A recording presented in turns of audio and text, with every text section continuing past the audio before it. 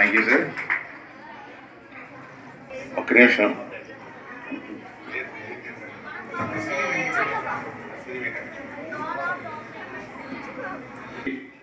అశ్విని వెంకటలక్ష్మి గారు కోడలు మీద రావాల్సిన కూర్చున్నా. Thank you sir. అయ్యా రావలేదా? ద్రోణాచార్య ఏమని చెప్పానా?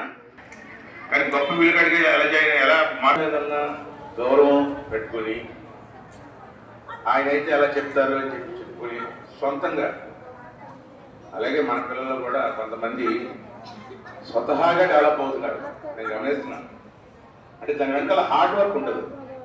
ఎవరైతే పంపించారన్నమాట చిరు సన్మానాలు స్వీకరించినట్లుగా హెచ్ఎం గారికి వచ్చాను. మరి దానిని తన ఎంతో అభిమానంతో కోడలు అశ్విని గారు, వెంకటలక్ష్మి గారు వాళ్ళు కూడా మేడం గారిని కోరుతున్నారు. తప్పకుండా సార్.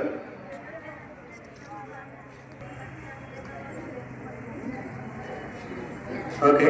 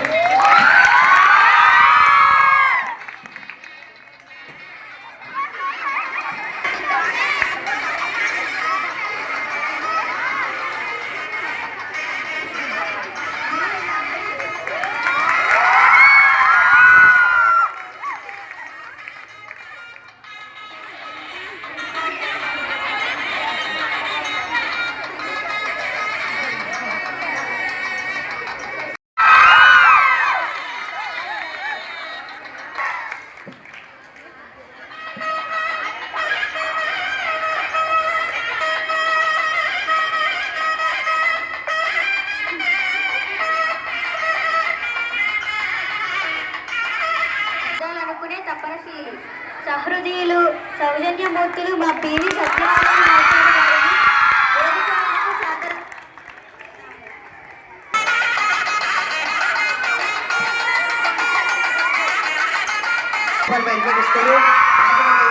గాంధీ జాతీయ విద్యాలయం కాలేజీ కోటపల్లి జూనియర్ కళాశాల బీఈడి కందుకూరి ప్రకాశం జిల్లా PG Nagarjuna university chemistry MSc జీవిత భాగస్వామి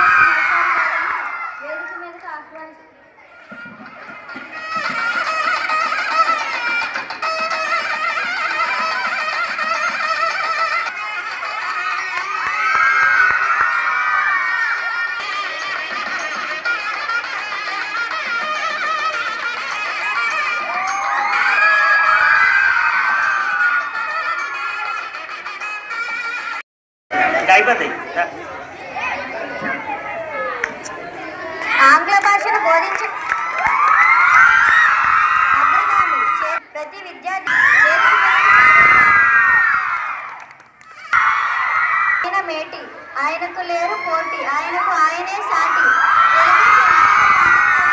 ఆయన ఘనపాటి, ఆయన నడిచే విజ్ఞాన గని, ఆయనే మన డాక్టర్ ఐ శ్రీనివాసరావు గారు.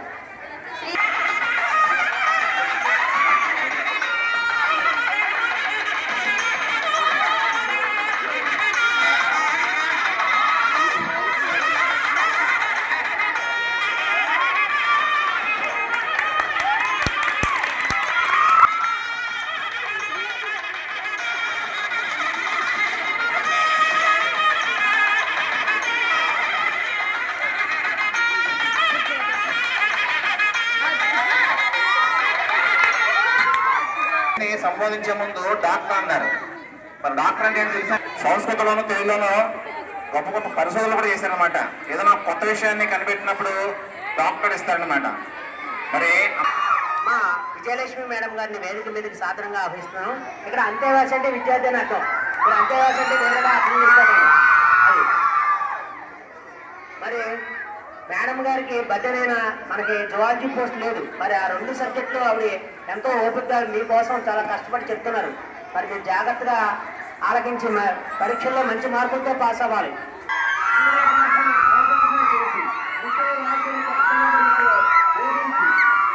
మీదకి సాధారణంగా ఆహ్వానిస్తున్నాం. ఈ గుర్తు సందర్భంగా మనం సన్మానించుకోవడం చాలా సముచితం.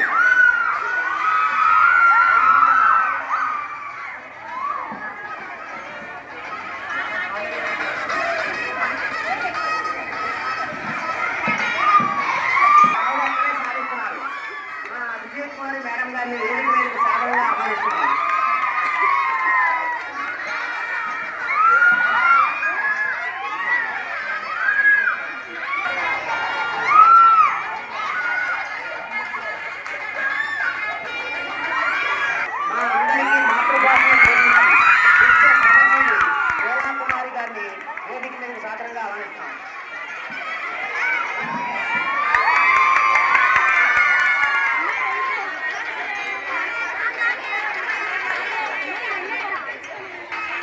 మనోహరమైన సంభాషణలతో సోషల్ సబ్జెక్టును మాకందరికీ అర్థమగు రీతిలో బోధించి సదా మా మస్తిష్కములలో విజ్ఞాన జ్యోతులను వెలిగించు మా జ్యోతిరాణి మేడం గారిని వేదిక మీద సాధారణంగా ఆహ్వానిస్తున్నాం.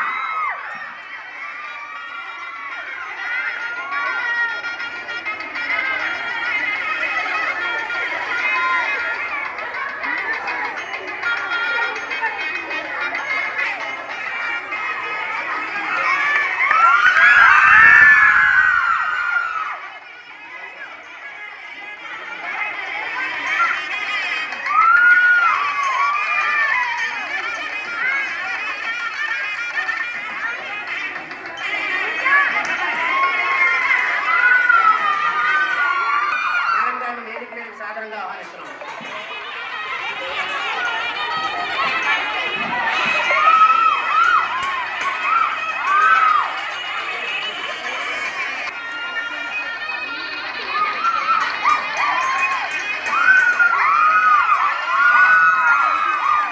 మరి విద్యార్థులందరికీ లెక్కల పాఠాలు బోధిస్తున్న జ్ఞాన సందర్భ మేడం గారిని వేదిక మీదకి సాధారణంగా ఆహ్వానిస్తున్నాం.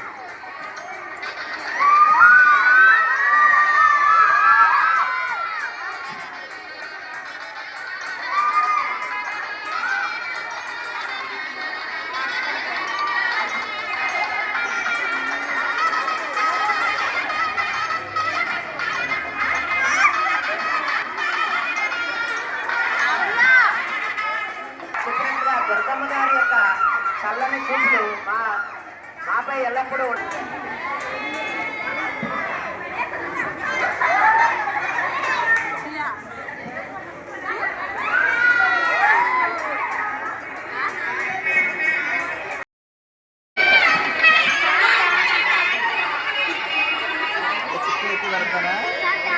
సర్వదా కృతజ్ఞతలై ఉంటామని మరి వారి కోడలు గారు కూడా మరి వచ్చి విచ్చేసి మన అందరికీ మరి సన్మానంలో పాల్గొన్నారు. మన అందరికీ శుభాకాంక్షలు తెలియజేశారు. మరి వారికి మనం ఎల్లవేళలా కృతజ్ఞతలు తెలియజేస్తాం. సర్వదా కృతజ్ఞతలై ఉంటామని సభాముఖంగా మరి కోరుకుంటున్నాం. మరి మా పాఠశాల ప్రధానోపాధ్యాయులు, ఉపాధ్యాయులు మరి విద్యార్థుల తరపు నుండి మీకు ఎల్లవేళలా మేము కృతజ్ఞతలు తెలియజేసుకుంటామండి. మరి ప్రతి విద్యార్థినికి మంచి ప్రైజ్ ఇస్తాను అని చెప్పేసి మామూలుగా తర్వాత అది లేట్ అయింది, కానీ మంచి ఒక సమయాన్ని చూసుకుని వస్తాను మాస్టర్ మీ స్కూల్కి అని చెప్పేసి అన్నారు. ఈరోజు ఆయన మా స్కూల్కి రావడం, మీ అందరికీ మంచి గిఫ్ట్స్ తీసుకురావడం జరిగింది. అంతేకాకుండా ఈ వారంలో అంటే 2వ తారీఖు నుంచి 10వ తారీఖు వరకు మన స్కూల్కి వచ్చినప్పుడు ఆయన చెప్పిన కార్యక్రమాల లిస్ట్ చూస్తే ఆశ్చర్యపోయాం మొత్తం అందరం. ఇది ఎంతమందికి సాధ్యం చెప్పండి? ఇంటి పేరునే సోషల్ సర్వీస్ మురళి గారిగా మార్చుకోవడం అనేది ఆయనకే చెల్లింది. మరి ఆయన మన పాఠశాలకి ఒక 4 to 5 months మీకు వాటర్ మంచి సమ్మర్ టైం అన్నమాట. అది చాలా దాహంతో ఉండేవాళ్ళు పిల్లలు. ఆర్ఓ ప్లాంట్ పాడైంది. ఆ టైంలో మరి మీ అందరికీ మరి వాటర్ క్యాన్లు వచ్చాయి, గుర్తుందా మీ అందరికీ? మరి ఎవరు అంటే ఆ సారే. మరి మీ దాహార్థం తీర్చింది ఆ సార్. ఎప్పుడు మనం గుర్తుంచుకోవాల్సిన వ్యక్తుల్లో ఆయన రావాలి అంటే ఫ్రీ సర్వీస్ చేస్తారన్నమాట. ఫ్రీగా వాళ్ళకి వాటర్ పంపిస్తారు. అందుకనే మరి ఆయన ఇంటి పేరు ఆ సార్థకత అయిందనమాట. సోషల్ సర్వీస్ మురళి గారనే అంటారు అందరూ. ముఖ్యంగా ఈరోజు టీచర్స్ డే సందర్భంగా గురు పూజలందరికీ కూడా నా ఉదయపూర్వక ధన్యవాదాలు. ఇప్పుడు ఈ కార్యక్రమం అన్న ముఖ్య ఉద్దేశం ఏంటంటే, మేము పెద్దగా చదువుకోలేదు. తల్లిదండ్రులు చెప్తే ఏదో పట్టించుకోకుండా అలా వానాకాలం చదువులాగా 7th క్లాస్ చదివి ఆపేసాం. ఆ తోటి విద్యార్థులు నాలాగా బాధపడకూడదని చెప్పి చదవాలి అని మిమ్మల్ని ఎలాగన్నా సరే ఎంకరేజ్మెంట్ చేయాలన్న ఉద్దేశంతో నేను ఈ ఒక్క కార్యక్రమం తలపెట్టాను. మా బాబు చక్కగా రోడ్డు మీద మేము ఒకప్పుడు టిఫిన్ అమ్మేవాళ్ళు. పెద్ద కుటుంబంగా పుట్టి దెబ్బతిని రోడ్డు మీద టిఫిన్ అమ్మితే కూరగాయల మార్కెట్లో టిఫిన్ అమ్ముకొని ఒక 3 సంవత్సరాలు ప్రైవేట్ స్కూల్లో వేస్తే ప్రైవేట్ ఫీజు కట్టుకొని 4వ సంవత్సరం ఫీజు కట్టడానికి డబ్బులు లేకపోతే గవర్నమెంట్ స్కూల్లో జాయిన్ అవ్వి టిఫిన్ అమ్ముకొని ఆ డబ్బులు దాచుకొని మళ్ళీ ఆ సంవత్సరం అయిపోయాక మళ్ళీ ప్రైవేట్ స్కూల్కి వెళ్ళి, మేడం నేను ఎలాగైనా చదువుకుంటాను అని చెప్పి చదివితే మళ్ళీ యథార్థ 3rd క్లాస్లో ఉన్నవాడిని 3rd క్లాస్లో చదవమన్నారు. లేదు మేడం నాకు ఒక అవకాశం ఇవ్వండి, నేను 5th క్లాస్లో చదువుతాను, నేను కానీ పాస్ అవ్వకపోతే మీరు నాకు వద్దు అన్నారు. అలాగే 5th క్లాస్ చదివితే ఆ స్కూల్లో చదివే వాళ్ళకన్నా బెటర్గా రాసి 5th క్లాస్ చదివి వచ్చాడు. అక్కడ అయిపోయాక శ్రీభారతిలో 8th నుంచి 7th వరకు తెలుగు మీడియం చదివి శ్రీభారతికి 8th క్లాసు ఇంగ్లీష్ మీడియంకి వెళ్ళి మళ్ళీ 10th పూర్తి చేశాడు శ్రీభారతి. అక్కడి నుంచి మళ్ళీ చైతన్యకి వెళ్ళి ఇంటర్ 2nd ఇయర్ పూర్తి చేశారు. అలాగే ఆ చైతన్యం నుంచి మళ్ళీ ఆయన సొంత తెలివితేటలుగా మళ్ళీ ఆయనే కష్టపడి ఆయనే దాచుకొని ఏలూరు కాలేజీకి వెళ్ళి బీటెక్ పూర్తి చేశారు. మా బాబు పట్టుదల అనేది ఉంటే ఎవరైనా రాగలరని దీనికి ఉదాహరణ చెప్తా. బీటెక్ పూర్తి చేసి ఇప్పుడు మెకానికల్ ఇంజనీరు మొత్తం కాకినాడ సర్టిఫికెట్లు పెట్టుకొని హైదరాబాద్లో జాబ్కి వెళ్ళారు. నేను మీ అందరికీ ఎందుకు చెప్తున్నానంటే మనకు కష్టాలు వస్తాయి. ఆ కష్టాల గురించి మనం భయపడకుండా పట్టుదలగా చదివితే ఎంత దూరం ఉన్నా వెళ్ళగలమనే దానికి ఉదాహరణ నా కొడుకే. రోడ్డు మీద తిరుగుతా టిఫిన్ అమ్ముకుంటా అలాగే అంచులంచులుగా ఒక్కొక్క స్కూల్కి వెళ్ళి ఈ రోజున బీటెక్ మెకానికల్ ఇంజనీర్ అయ్యాడంటే నాకు చాలా గర్వంగా ఉంది. ఇక తప్పితే మేము తెలుసో తెలియకో పొరపాటు చేయడం వల్ల నేను దెబ్బతిన్నాను. మీకు ఎందుకు చెప్తున్నానంటే మీకు అవగాహన ఉండదు. తల్లిదండ్రులు ఎన్నో బాధలు పడి అప్పు తెచ్చి ఫీజు కట్టి అవి చేసి ఈ చేసి చేస్తారు. నాకు అది ఇవ్వలేదు ఇది ఇవ్వలేదని మీరు పీచి పెట్టి ఇబ్బంది పెట్టుకొని తల్లిదండ్రులు ఇబ్బంది పెట్టకూడదన్న ఉద్దేశంతో మీకు ఎంకరేజ్మెంట్ చేస్తున్నా. దానికి ఉదాహరణ మా బాబుకి ఇంజనీరింగ్ చదివాడిగా నాకు ఫీజు కట్టుంది. అందరూ లక్షల ఫీజులు కడుతున్నానంటారు. నాకైతే ఏ రోజు ఫీజు కట్టడం తెలియదు. నా కొడుక్కి మెకానికల్ ఇంజనీర్ అయిపోయాడు, హైదరాబాద్లో జాబ్ చేసుకుంటున్నాడు. అలాగే మీరు తల్లిదండ్రులను బాధ పెట్టకూడదన్న ఉద్దేశంతో మిమ్మల్ని ఎంకరేజ్ చేయాలనే ఉద్దేశంతో నేను కింద నుంచి పైకి వచ్చాను. కాబట్టి నాతో పాటు మిమ్మల్ని కూడా తీసుకెళ్ళాలి అనే ఉద్దేశంతో గత 20 సంవత్సరాల నుంచి నా సోషల్ సర్వీస్ చేస్తున్నా. ఎందుకు ఇంత గర్వంగా చెప్తున్నానంటే ఈ 20 సంవత్సరాల్లో ఒక్కడి దగ్గర అన్నా సరే నాకు కానీ నా కుటుంబానికి కానీ 100 రూపాయలు నేను అడిగినట్టు చూపిస్తే ఈ సోషల్ సర్వీస్ మానేస్తాను. 20 సంవత్సరాలు, 1 సంవత్సరం 2 సంవత్సరం కాదు, 20 సంవత్సరాలు నా తోట నేను చేసిన పనులు ఏంటంటే ఆధార్ కార్డులు, రేషన్ కార్డులు, క్యాస్ట్ సర్టిఫికెట్లు, బర్త్ సర్టిఫికెట్లు, డేట్ ఆఫ్ బర్త్లు, ఫ్యామిలీ సర్టిఫికెట్లు, గ్యాస్ కనెక్షన్లు, పెన్షన్లు, లోన్లు, ఇవన్నీ డబ్బులు ఏంది ఎవరు ఏ పని చేయరు. నేను ఒక 100 రూపాయలు వాళ్ళ దగ్గర తీసుకున్నానని తెలిసినా మళ్ళీ ఆ రోజే సోషల్ సర్వీస్ మానేస్తాను. ఈ 20 ఏళ్ళలో నేను చేసిన పని విద్యార్థులు నేను మున్సిపల్ ఆఫీసులో ఉచిత వాటర్ వేస్తాను, జన్మ మరణాల దగ్గర వేస్తాను. ఎందుకు వేస్తానో మీకు ఎవరికైనా తెలుసమ్మా? జన్మ మరణాలు వేసేది మీ పిల్లలు గౌతముని ప్రసవించడానికి వెళ్తే అక్కడ అత్తోరు ఉంటారు. ఇంటి పేరు ఏం చెప్పాలో తెలియక రాంగ్ చెప్పేస్తారు. ఆ ఇంటి పేరు చెప్పడం వల్ల మీ లెటర్లో రాంగ్ పడిపోతాయి పేర్లు, డేట్ ఆఫ్ బర్త్లో. ఆ లెటర్ సరి చేయడానికి ఒక్కొక్కరు 15,000 అలాగా అడుగుతారు. ఆ డబ్బులు కరెక్ట్ చేయడానికి ఆర్టీఓ ప్రాసెస్కి వెళ్ళి ఆ మొత్తం అన్నీ కూడా నేర్చుకొని ఆర్టీఓ ప్రాసెస్ ద్వారా అందరితో చేపిస్తాను. అది ఫస్ట్. సెకండ్, మేనేజర్ రూమ్లో వేస్తాను. ఎందుకు వేస్తానో తెలుసమ్మా, మీకు టైఫాయిడ్ జ్వరం వచ్చి ఏదన్నా వచ్చి ఒంట్లో బాగోక లేకపోతే నాన్నగారు ఊరు వెళ్ళి మీరు సరిగ్గా స్కూల్కి రాక మీకు ఆధార్ సరిపోదు. అప్పుడు వాళ్ళ కాళ్ళు గెడ్డాలు పట్టుకొని అన్న మా వాళ్ళే అన్న కొద్దిగా నా మాటినంటే ఆ కుర్రోడు ఒకడు ఉద్యోగం కూడా చేస్తున్నాడు. ఇప్పుడు ఒక కుర్రోడిని ఇక్కడే గుడ్ మార్నింగ్ స్కూల్ దగ్గర వేసాను. నేను చేసే ప్రతి ప్రోగ్రానికి కూడా నా దగ్గర ఒక సబ్జెక్ట్ ఉంది. ఆ సబ్జెక్ట్ ప్రకారమే చేస్తున్నా. ఇప్పుడు కూడా మిమ్మల్ని ఎందుకు ఎంకరేజ్ చేస్తానంటే, మొన్న వచ్చినప్పుడు 6th నుంచి ఇంటర్ వరకు ఫస్ట్, సెకండ్, థర్డ్ ఎవరు వస్తే వాళ్ళకి ఇలాగా బట్టలు ఇస్తానండి అన్న. కానీ నాకు బట్టలు ఇచ్చినా ఏదన్నా అవుతుంటే ఇబ్బంది అని నేనేం చేస్తాను, మీకు గుర్తుండాలని ఒక ప్యాడ్, 4 క్లాస్మేట్ బుక్స్ 200 పేజీలు 4 బుక్స్, ఒక డూమ్ గ్యామెంట్రీ బాక్స్, ఒక నైట్ డ్రెస్ తీసుకొచ్చా. ఇంటికి వెళ్ళంగానే మళ్ళీ మనం స్నానం చేసి ఫ్రెష్గా డ్రెస్ వేసుకోవాలని. నెక్స్ట్ ఇంతకన్నా బెటర్గా చేయాలని నా కోరిక. మీకు అందరికీ కూడా నేను మళ్ళీ చెప్తున్నాను, నెక్స్ట్ నా పొజిషన్ బాగుండి నేను ఎంతమంది ఎన్ని చెప్పినా నాది వచ్చిన డబ్బుల్లో కష్టపడి మా ఇంట్లో ఫ్యామిలీ మొత్తం కష్టపడతాం. మళ్ళీ మీరు ఇంకోటి చెప్తున్నా, నేను సేవ చేస్తున్నానని ఎవరి దగ్గర రూపాయి అడిగితేను, నా దగ్గర డబ్బులు ఉంటే 10 మందికి సేవ చేస్తాను, లేకపోతే నోరు మూసుకొని కూర్చుంటా. ఎవరు తేను, ఎవరు జోలు తేను. నా సిద్ధాంతం అంతే. నేను అలాగే ఉంటాను. నాకు వచ్చిన డబ్బుల్లో సగం డబ్బులు ప్రజలకి, సగం డబ్బులు ఇది.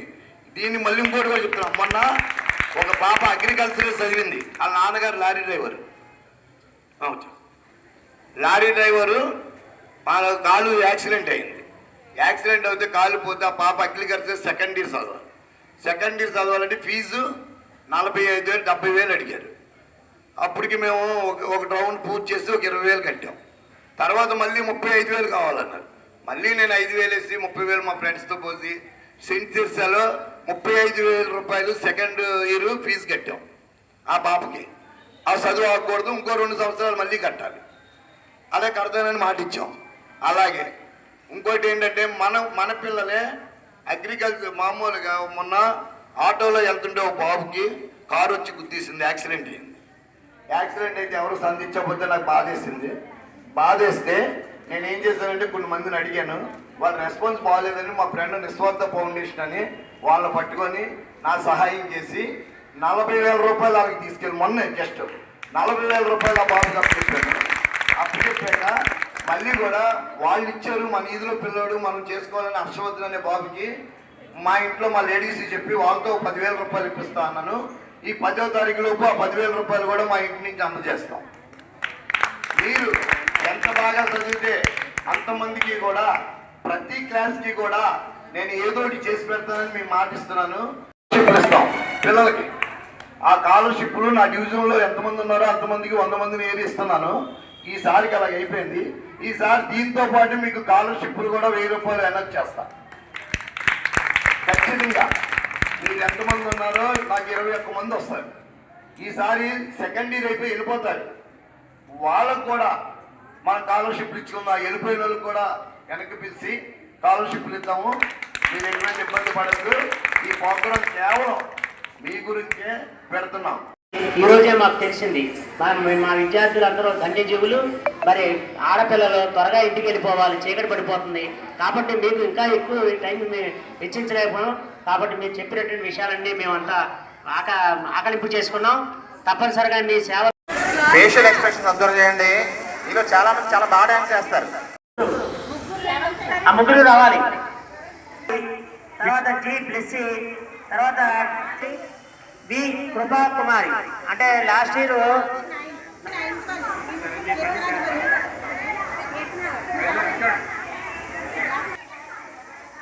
బి మహాలక్ష్మి. అవి అవసరం లేదండి. ఇప్పుడు ఇంటర్మీడియట్